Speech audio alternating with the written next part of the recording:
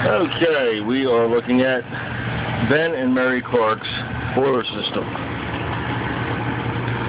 Alright, here it is. There's 3 zones total. One is for the water heater. That's this circulator. That is for either upstairs or down, one or the other. These are up and downstairs. I don't know which one's which. But if you follow the circulators, what you'll find is that each one has a shut coming back to the boiler and a purge tee behind the shut-off valve. And you can see that here. Well, this is actually not really hooked up the way it should be, but you have a purge tee there. Never mind that shut-off valve. It's not going to do you much good.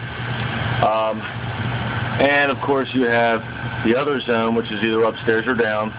There's your shut-off valve and your purge tee behind it. And the water goes this path. So the circulator pumps back to the boiler. These two are tied together. 1, 2.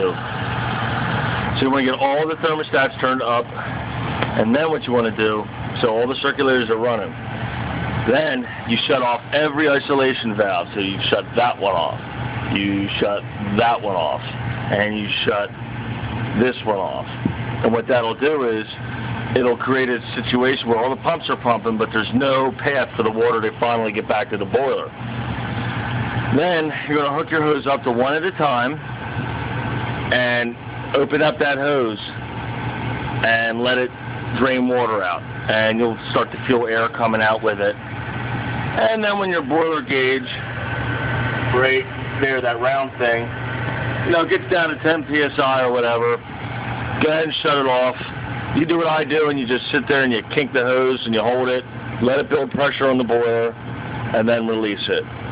Kink it, hold that for a minute, then release it for a minute, and then move on. Go to this one, and then, make sure that stays shut off. So you can shut that back off, take your hose off, stick it over here on this hose bib, and shut that off. Or it should already be off. Then you open that. So then all the boiler pressure is coming through each zone, pushing whatever air out that hose. And then, of course, this gets locked up with air, too. The best thing you can do, you don't even have to shut that valve off. If you've just got to purge this, just hook the hose up to it and open it. The way it's hooked up, it's a little weird, but that is the high point in the system, so air will find its way to sit up there. So if that gets a little locked up, you want to just put a hose on that and just open it. You can do that without doing anything. But as far as getting a good purge on the whole system, getting all the air out of the radiators or out of the indirect tank, you shut off all the valves, 1,